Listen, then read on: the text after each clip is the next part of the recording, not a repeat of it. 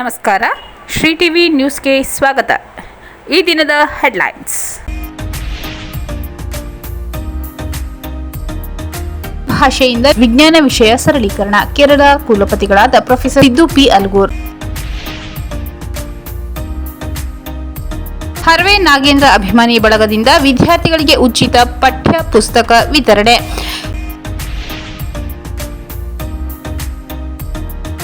ಸರ್ಗೂರು ಗ್ರಾಮಕ್ಕೆ ಮೂಲಭೂತ ಸೌಕರ್ಯ ಕಲ್ಪಿಸಿದ ಎಡಬ್ಲ್ಯೂ ಪ್ರಶಾಂತ್, ಗ್ರಾಮಸ್ಥರಿಂದ ಅಭಿನಂದನೆ.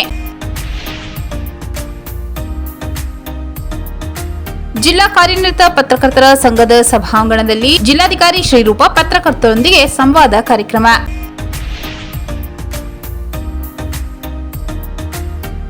ಟಿ ನರಸೀಪುರ ಪಟ್ಟಣದ ಬೈರಾಪುರದಲ್ಲಿ ವೀರ ಮಡಿವಾಳ ಮಾಚಿದೇವರ ಜಯಂತಿ ಕಾರ್ಯಕ್ರಮ. ಭಾಷೆಯಿಂದ ವಿಜ್ಞಾನ ವಿಷಯ ಸರಳೀಕರಣ. ಕೇರಳ ಕುಲಪತಿಗಳಾದ ಪ್ರೊಫೆಸರ್ ಸಿದ್ದು ಪಿ ಅಲ್ಗೂರ್ ಚಾಮರಾಜನಗರ ವಿಶ್ವವಿದ್ಯಾಲಯದ ಆವರಣದಲ್ಲಿಂದು ಆಯೋಜಿಸಲಾಗಿದ್ದ 18ನೇ ಕನ್ನಡ ವಿಜ್ಞಾನ ಸಮ್ಮೇಳನ ಉದ್ಘಾಟಿಸಿ ಮಾತನಾಡಿದ ಕಾಸರಗೋಡು ಕೇರಳ ಕೇಂದ್ರೀಯ ವಿಶ್ವವಿದ್ಯಾನಿಲಯದ ಕುಲಪತಿಗಳಾದ ಪ್ರೊಫೆಸರ್ ಸಿದ್ದು ಪಿ ಅಲ್ಗೂರ್ ರವರು ವಿಜ್ಞಾನ ಮತ್ತು ತಂತ್ರಜ್ಞಾನ ಕ್ಷೇತ್ರದಲ್ಲಿ ಭಾರತ ಇಂದು ಮುಂಚೂಣಿಯಲ್ಲಿದೆ. ಅನೇಕ ಆವಿಷ್ಕಾರ, ಸಂಶೋಧನೆ ಭಾರತದಲ್ಲಿ ಜನ್ಮ ತಳೆಯುತ್ತಿದೆ. ವಿಜ್ಞಾನ ಜನಸಾಮಾನ್ಯರನ್ನೊಳಗೊಂಡು ಅದು ಕಟ್ಟಕಡೆಯ ವ್ಯಕ್ತಿಗೂ ತಿಳಿಯುವಂತಾಗಬೇಕಾದರೆ ಅದರ ಮಾತೃಭಾಷೆಯಲ್ಲಿ ಆ ವಿಷಯ ಪ್ರಸರಣಗೊಳ್ಳಬೇಕು.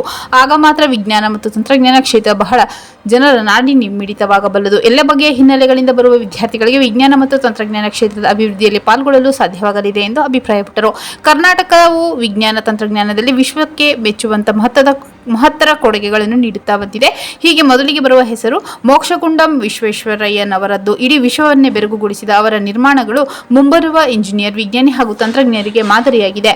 ನೊಬೆಲ್ ಪ್ರಶಸ್ತಿ ಪುರಸ್ಕೃತ ಸರ್ ಸಿ.ವಿ. ರಾಮನ್ ಅವರ ಬೆಳಕು ಮತ್ತು ಬೆಳಕಿನ ವಕ್ರೀಭವನ ಕುರಿತಾದ ಸಂಶೋಧನೆ ಹಾಗೂ ರಾಮನ್ ಪರಿಣಾಮದ ವಿಶ್ವದ ಮುಂದೆ ಭಾರತದ ಸಾಮರ್ಥ್ಯ ಎಂದು ಸಾಬೀತಾಗಿದೆ ಎಂದರು. ವಿಜ್ಞಾನವನ್ನು ಕನ್ನಡದಲ್ಲಿ ಪ್ರಸಾರ ಮಾಡುವ ಮೂಲಕ ರಾಜ್ಯದ ಯುವ ಮನಸ್ಸುಗಳಿಗೆ, ಯುವ ವಿಜ್ಞಾನಿಗಳಿಗೆ ಹೊಸ ಕನಸುಗಳನ್ನು ಬಿತ್ತಲು ಅನುಕೂಲವಾಗಿದೆ. ವಿಜ್ಞಾನ ಎಲ್ಲರಿಗೂ ಸೇರಿದ್ದು ಎನಿಸಬೇಕೆಂದರೆ ಅದಕ್ಕೆ ಮಾತೃಭಾಷೆ ನೀಡಬಹುದಾದ ಕಾಣಿಕೆ ಬಹಳ ಮಹತ್ವದ್ದಾಗಿದೆ ಎಂದು ಪ್ರೊಫೆಸರ್ ಸಿದ್ದು ಪಿ ಅಲ್ಗೂರ್ ತಿಳಿಸಿದರು. ದಿಕ್ಸೂಚಿ ಭಾಷಣ ಮಾಡಿದ ತಿರುವನಂತಪುರದ ಐಐಎಸ್ಟಿ ಕುಲಪತಿ, ಇಸ್ರೋ ಖ್ಯಾತ ವಿಜ್ಞಾನಿ, ಪದ್ಮಭೂಷಣ ಹಾಗೂ ಪದ್ಮವಿಭೂಷಣ ಪ್ರಶಸ್ತಿ ಪುರಸ್ಕೃತರಾದ ಡಾಕ್ಟರ್ ವಿ.ಎನ್. ಸುರೇಶ್ ಅವರು ಭಾರತ ಇಂದು ಅನೇಕ ಕ್ಷೇತ್ರದಲ್ಲಿ ಮುನ್ನೋಟದಲ್ಲಿ ಸಾಗುತ್ತಿದೆ. ವಿಶ್ವದಲ್ಲೇ ಹೆಚ್ಚು ಪರಿಣಾಮಕಾರಿ ಪ್ರಬಂಧ ಸಂಶೋಧನೆ ನಡೆಯುತ್ತಿರುವ ದೇಶದಲ್ಲಿ ಭಾರತ 3ನೇ ಸ್ಥಾನದಲ್ಲಿದೆ ಎಂದರು. ಅಧ್ಯಕ್ಷತೆ ವಹಿಸಿ ಮಾತನಾಡಿದ ಚಾಮರಾಜನಗರ ವಿಶ್ವವಿದ್ಯಾಲಯ ಕುಲಪತಿಗಳಾದ ಪ್ರೊಫೆಸರ್ ಎಂ.ಆರ್. ಗಂಗಾಧರ್ ಅವರು, ಜಾನಪದ ಕಲೆ ಸಂಸ್ಕೃತಿ ವೈಶಿಷ್ಟ್ಯತೆಗೆ ಚಾಮರಾಜನಗರ ಹೆಸರುವಾಸಿಯಾಗಿದ್ದು, ಕನ್ನಡ ಎಲ್ಲಿಯೇ ಅಪಮಾನವಾದರೂ, ಸಮಸ್ಯೆ ಉದ್ಭವಿಸಿದರೆ ಮೊದಲು ಧ್ವನಿ ಎತ್ತುವುದೇ ಚಾಮರಾಜನಗರದಲ್ಲಿ. ಇಂತಹ ಜಿಲ್ಲೆಯ ವಿಶ್ವವಿದ್ಯಾನಿಲಯದಲ್ಲಿ ಕನ್ನಡ ವಿಜ್ಞಾನ ಸಮ್ಮೇಳನ ಆಯೋಜನೆಗೆ ಅವಕಾಶ ದೊರೆತಿದ್ದು, ವಿಜ್ಞಾನವನ್ನು ಮಾತೃಭಾಷೆಯಲ್ಲಿ ಕಲಿಯುವ ಭರವಸೆ ಮೂಡಿಸುವ ಉದ್ದೇಶದಿಂದ ಸಮ್ಮೇಳನ ನಡೆಯುತ್ತಿರುವುದು ಅರ್ಥಪೂರ್ಣ. ಈ ಸಂದರ್ಭದಲ್ಲಿ ಸ್ವದೇಶಿ ವಿಜ್ಞಾನ ಆಂದೋಲನ ಕರ್ನಾಟಕದ ವತಿಯಿಂದ ಭಾರತ ರತ್ನ ಸರ್ ಎಂ ವಿಶ್ವೇಶ್ವರಯ್ಯ ವಿಜ್ಞಾನ ಪುರಸ್ಕಾರ ಪ್ರಶಸ್ತಿಯನ್ನು ಚಾಮರಾಜನಗರ ವಿಶ್ವವಿದ್ಯಾಲಯ ಕುಲಪತಿಗಳಾದ ಪ್ರೊಫೆಸರ್ ಎಂ.ಆರ್. ಗಂಗಾಧರ್, ಕೊಡಗು ವಿಶ್ವವಿದ್ಯಾನಿಲಯದ ಕುಲಪತಿಗಳಾದ ಪ್ರೊಫೆಸರ್ ಅಶೋಕ್ ಎಸ್ ಅಲ್ಗೂರ್ ರವರಿಗೆ, ಡಾಕ್ಟರ್ ಸಿ.ಎನ್.ಆರ್. ರಾವ್ ವಿಜ್ಞಾನ ಪುರಸ್ಕಾರವನ್ನು ಹಾವೇರಿ ವಿಶ್ವವಿದ್ಯಾನಿಲಯದ ಕುಲಪತಿಗಳಾದ ಸುರೇಶ್ ಎಚ್. ಜಂಗಮಶೆಟ್ಟಿ ಅವರಿಗೆ ಹಾಗೂ ಡಾಕ್ಟರ್ ಭೀಮಸೇನ್ ಜೋಶಿ ಸಾಂಸ್ಕೃತಿಕ ವಿಜ್ಞಾನ ಪ್ರಶಸ್ತಿಯನ್ನು ಡಾಕ್ಟರ್ ಮನಮೋಹನ್ ಸಿಂಗ್ ಬೆಂಗಳೂರು ನಗರ ವಿಶ್ವವಿದ್ಯಾಲಯದ ಕುಲಪತಿಗಳಾದ ಪ್ರೊಫೆಸರ್ ಬಿ. ರಮೇಶ್ ಅವರಿಗೆ ಪ್ರದಾನ ಮಾಡಲಾಯಿತು. ಈ ಸಂದರ್ಭದಲ್ಲಿ ಮೈಸೂರು ಜೆಎಸ್ಎಸ್ ಮಹಾವಿದ್ಯಾಪೀಠದ ಕಾಲೇಜು ಶಿಕ್ಷಣ ವಿಭಾಗದ ನಿರ್ದೇಶಕ ಪ್ರೊಫೆಸರ್ ಬರಬದ ಮಲ್ಲಿಕಾರ್ಜುನ್, ಕೊಳ್ಳೇಗಾಲ ಮಾನಸ ಶಿಕ್ಷಣ ಟ್ರಸ್ಟ್ನ ಕಾರ್ಯದರ್ಶಿ ದತ್ತೇಶ್ ಕುಮಾರ್, ಚಾಮರಾಜನಗರ ವಿಶ್ವವಿದ್ಯಾಲಯದ ಕುಲಸಚಿವರು ಕೆಎಂ ಮಹದೇವನ್, ಸ್ವದೇಶಿ ವಿಜ್ಞಾನ ಆಂದೋಲನ ಕರ್ನಾಟಕದ ರಾಜ್ಯಾಧ್ಯಕ್ಷರಾದ ಡಾಕ್ಟರ್ ಎಂಎಸ್ ಜೋಗತ್ ಸೇರಿದಂತೆ ಇತರರು ಕಾರ್ಯಕ್ರಮದಲ್ಲಿ ಉಪಸ್ಥಿತರಿದ್ದರು. ಹರ್ವೆ ನಾಗೇಂದ್ರ ಅಭಿಮಾನಿ ಬಳಗದಿಂದ ವಿದ್ಯಾರ್ಥಿಗಳಿಗೆ ಉಚಿತ ಪಠ್ಯ ಪುಸ್ತಕ ವಿತರಣೆ. ಯಳಂದೂರು ತಾಲೂಕಿನ ವೈಕೆಮೂಳೆ ಗ್ರಾಮದ ಸರ್ಕಾರಿ ಹಿರಿಯ ಪ್ರಾಥಮಿಕ ಶಾಲೆಯ ವಿದ್ಯಾರ್ಥಿಗಳಿಗೆ ನಾಗೇಂದ್ರ ಎಂ ಹರ್ವೆ ಅಭಿಮಾನಿ ಬಳಗದ ವತಿಯಿಂದ ಉಚಿತ ಪಠ್ಯ ಪುಸ್ತಕ ವಿತರಣೆ ಕಾರ್ಯಕ್ರಮ ನಡೆಯಿತು. ಈ ವೇಳೆ ದುರ್ಗಾಪ್ರಸಾದ್ ಮಾತನಾಡಿ, ನಾಗೇಂದ್ರನವರು ಪೊಲೀಸ್ ಇಲಾಖೆಯಲ್ಲಿ ಕರ್ತವ್ಯ ನಿರ್ವಹಿಸುತ್ತಿದ್ದು ಹಲವಾರು ಸಮಾಜಮುಖಿ ಕೆಲಸ ಕಾರ್ಯಗಳಲ್ಲಿ ತೊಡಗಿಸಿಕೊಂಡಿದ್ದಾರೆ. ಈ ಹಿಂದೆ ಯಳಂದೂರು ಮಲೆ ಮಹದೇಶ್ವರ ಬೆಟ್ಟ ಹಾಗೂ ಪ್ರಸ್ತುತ ರಾಮಸಮುದ್ರ ಪೂರ್ವ ಪೊಲೀಸ್ ಠಾಣೆಯಲ್ಲಿ ಕೆಲಸ ನಿರ್ವಹಿಸುತ್ತಿದ್ದು, ಬಡ ವಿದ್ಯಾರ್ಥಿಗಳಿಗೆ, ಅಂಗವಿಕಲರಿಗೆ, ವಯೋವೃದ್ಧರಿಗೆ, ಸ್ಪರ್ಧಾತ್ಮಕ ಪರೀಕ್ಷೆಗಳಿಗೆ ತಯಾರಿ ನಡೆಸುವ ವಿದ್ಯಾರ್ಥಿಗಳಿಗೆ ಸದಾ ನೆರವು ನೀಡುತ್ತಾ ಬಂದಿದ್ದಾರೆ. ವರ್ಷದ ಹಿಂದೆ ತಮ್ಮ ತಂದೆ ತಾಯಿ ಹೆಸರಿನಲ್ಲಿ ಚಾರಿಟಬಲ್ ಟ್ರಸ್ಟ್ ಸ್ಥಾಪಿಸಿ ಜಿಲ್ಲೆಯಾದ್ಯಂತ ಹಲವಾರು ಸಮಾಜಮುಖಿ ಕೆಲಸ ಕಾರ್ಯ ಮಾಡುತ್ತಾ ಬಂದಿದ್ದಾರೆ. ನಾಗೇಂದ್ರನವರು ಸ್ನೇಹಜೀವಿಯಾಗಿದ್ದು, ಕಷ್ಟದಲ್ಲಿರುವವರಿಗೆ ಸದಾ ಸಹಾಯಹಸ್ತ ನೀಡುವ ಹಾಗೂ ಬಡ ವಿದ್ಯಾರ್ಥಿಗಳಿಗೆ ಮಾರ್ಗದರ್ಶನ ನೀಡುವ ಮಾನವೀಯ ಗುಣ ಹೊಂದಿರುವ ವಿಶಿಷ್ಟ ವ್ಯಕ್ತಿಯಾಗಿದ್ದು, ಅಪಾರ ಸಂಖ್ಯೆಯಲ್ಲಿ ಅಭಿಮಾನಿ ಮತ್ತು ವಿದ್ಯಾರ್ಥಿ ಬಳಗವನ್ನು ಹೊಂದಿದ್ದಾರೆ. ಈ ಸೇವಾ ಅವರ ಈ ಸೇವಾ ಕಾರ್ಯ ಗುರುತಿಸಿ ಹಲವಾರು ಸಂಘ ಸಂಸ್ಥೆಗಳು ಪ್ರಶಸ್ತಿ ಪುರಸ್ಕಾರ ನೀಡಿದ್ದು ಸಂತಸದ ವಿಷಯ. ನಾವು ಸಹ ಅವರ ಅಭಿಮಾನಿಗಳಾಗಿ ಅವರ ಹಾದಿಯಲ್ಲಿ ಸಾಗುತ್ತಿದ್ದು ಮುಂದಿನ ದಿನದಲ್ಲಿ ಅವರು ಜನಪ್ರಿಯ ವ್ಯಕ್ತಿಯಾಗಿ ಬೆಳೆಯಬೇಕೆಂದು ನಮ್ಮ ಆಶಯ ಎಂದರು. ಕಾರ್ಯಕ್ರಮದಲ್ಲಿ ಶಾಲೆಯ ಮುಖ್ಯ ಶಿಕ್ಷಕಿ ಶ್ರೀಮತಿ ಲಕ್ಷ್ಮಿ, ಸಹ ಶಿಕ್ಷಕಿ ಅಕ್ಷತಾ, ಅಭಿಮಾನಿ ಬಳಗದ ಅಭಿಷೇಕ್, ಪ್ರಜ್ವಲ್, ವಿಕಾಸ್, ಮಲ್ಲಿಕಾರ್ಜುನ್, ಮದನ್, ಶೈಲೇಶ್, ಪ್ರೀತಂ ಸೇರಿದಂತೆ ಇತರರು ಕಾರ್ಯಕ್ರಮದಲ್ಲಿ ಭಾಗವಹಿಸಿದ್ದರು.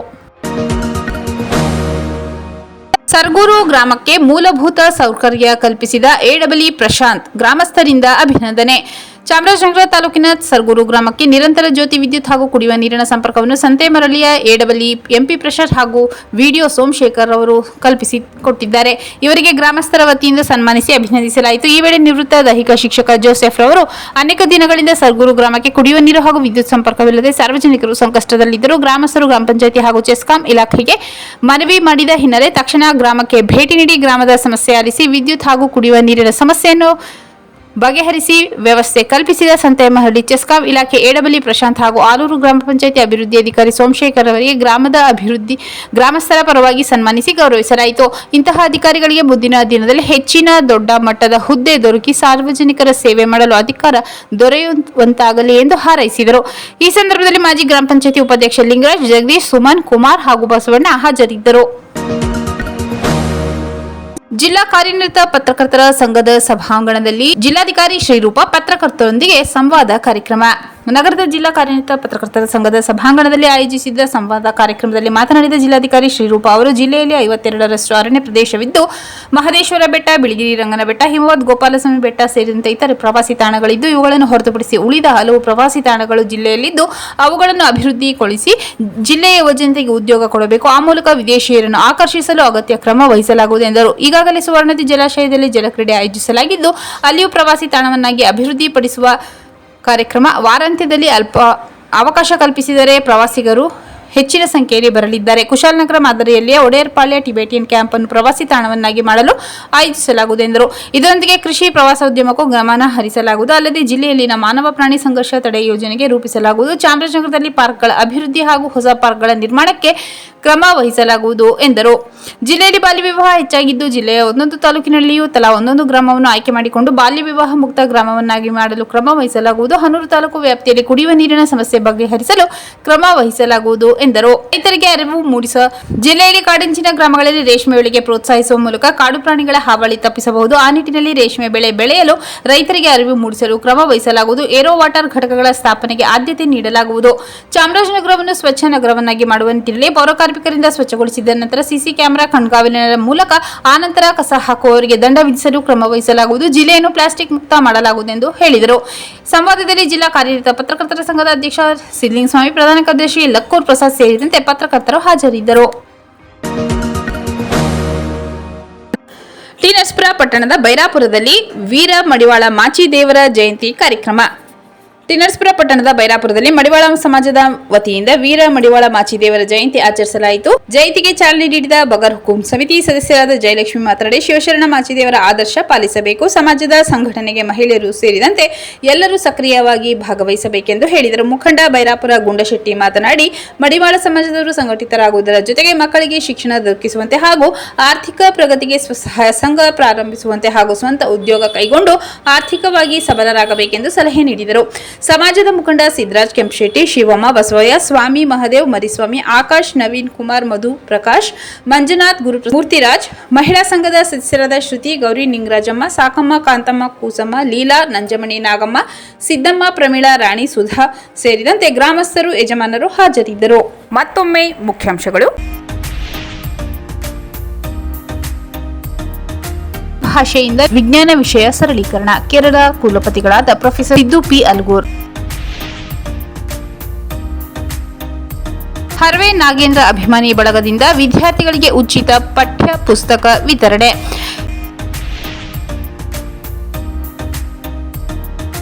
ಸರ್ಗೂರು ಗ್ರಾಮಕ್ಕೆ ಮೂಲಭೂತ ಸೌಕರ್ಯ ಕಲ್ಪಿಸಿದ ಎಡಬ್ಲ್ಯೂ ಪ್ರಶಾಂತ್, ಗ್ರಾಮಸ್ಥರಿಂದ ಅಭಿನಂದನೆ.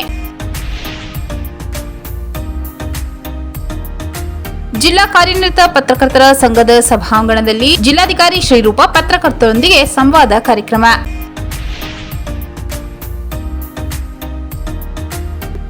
ಟಿ. ನರಸೀಪುರ ಪಟ್ಟಣದ ಬೈರಾಪುರದಲ್ಲಿ ವೀರ ಮಡಿವಾಳ ಮಾಚಿದೇವರ ಜಯಂತಿ ಕಾರ್ಯಕ್ರಮ.